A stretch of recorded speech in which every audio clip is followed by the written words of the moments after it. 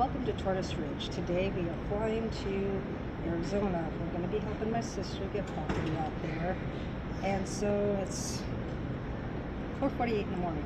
We were up since 2 o'clock this morning, so we're a little tired. But once we get on the plane and we go to Arizona, we'll go and catch you up and show you around. So come on, keep flying. Welcome back to Tortoise Ridge. We are in Arizona and we are at the PIMA Air and Space Museum. I'm not sure how much we'll be able to video here, but we'll go and video what we can. And so we'll just, have video as we can get. And over here is the Space Shuttle solid rocket booster. And Tom will pan and show you how big that thing is.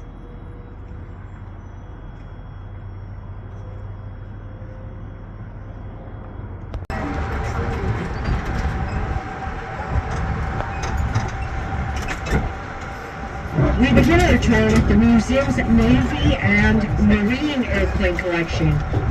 Many of these are carrier-based planes that perform the same jobs as land-based combat planes, fighters, and bombers, except they are catapulted off of the carrier decks and yanked to a stop when landing on the ships.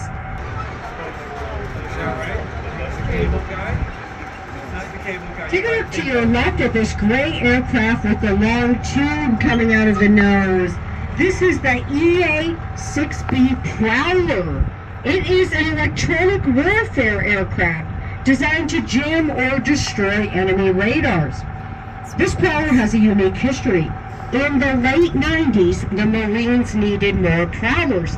One of the ways they got them was to refurbish old aircraft and put them back into service.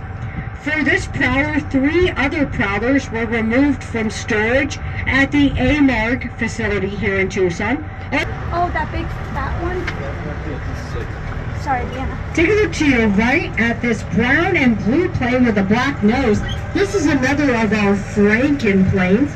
This is the 2-seat trainer version of Great Britain's first jet fighter called the Gloucester Meteor. Meteors were the only Allied jet to see combat during World War II. The 2-seat trainers such as this one and 700 others were built for Great Britain and 7 other foreign militaries. Today there are still 2 Meteor lines of flight and these small propeller-driven aircraft you'll see on your right. The next category of planes I'll tell you about are VIP transports. All of these next aircraft were used to provide transportation to high-ranking military officers and government officials. Most of these are commercial airliners that were fitted with modified executive seating. All of the VIP transports are on the right side of the tram, beginning with this big silver plane on our right. This is the triple-tailed Lockheed VC-121 Constellation, after the state flower of Colorado. And if you look closely, you can see the flower represented on the nose of the plane. Transport helicopter. Folks, I can't have anyone joining the tour last minute. People are trying to get on the tour. Okay. Hey, sorry about that. On our right, this helicopter, Choctaw helicopter, carried Presidents Eisenhower, Kennedy, and Johnson between 1960 and 1964. Beginning in 1964, all presidential helicopter operations were transported in cargo helicopters until they were retired in 1974.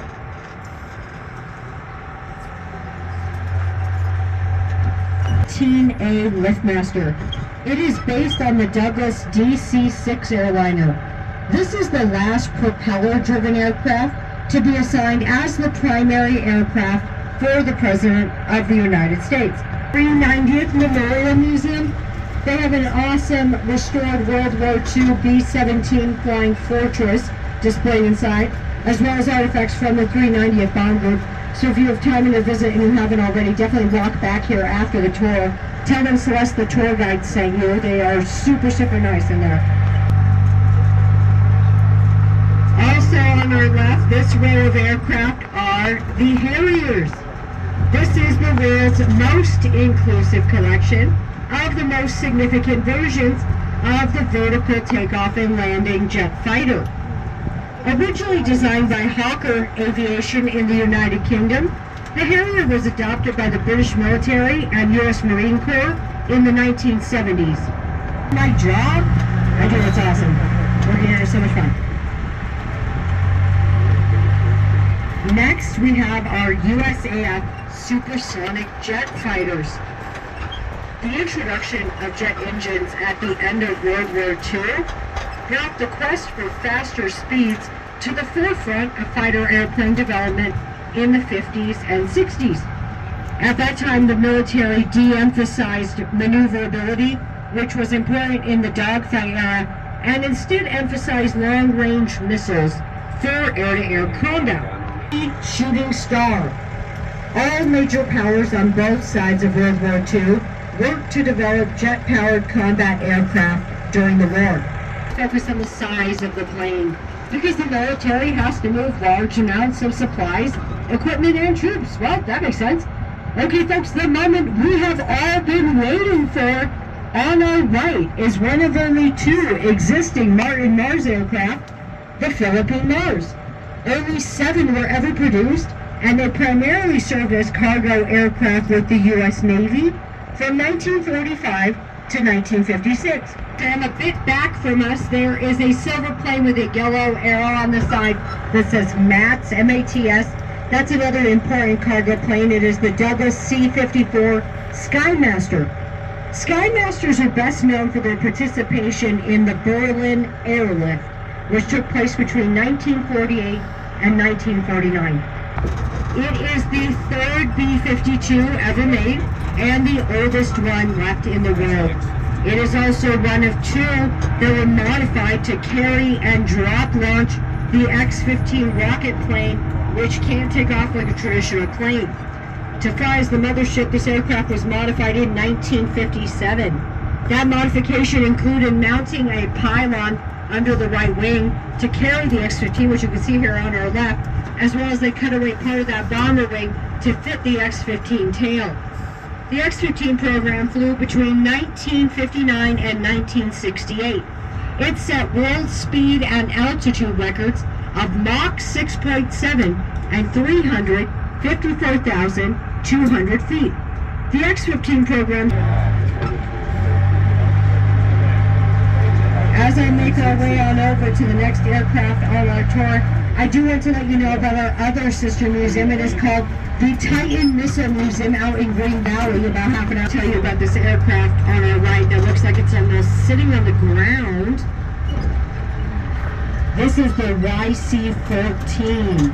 It was made by the Boeing Aircraft Corporation in the early 70s as a possible replacement for the popular Lockheed C-130 Hercules, which is one of the most common cargo aircraft of all time. We have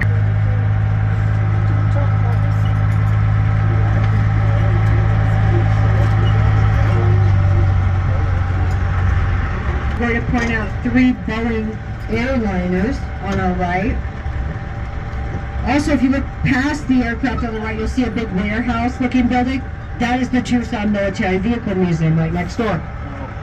Also on our right, we have the China Southern. It is a Boeing 737, which is the most produced jet airliner of all time, with more than 11,000 of these planes being made. Well, here we are, and this is the, as you can see, the Northrop T-38 tail and cockpit simulator. This was used to train the space shuttle pilots. There's Deanna. And there's Tony. I don't know which one's in control, but I'm sure they'll have a good argument about that.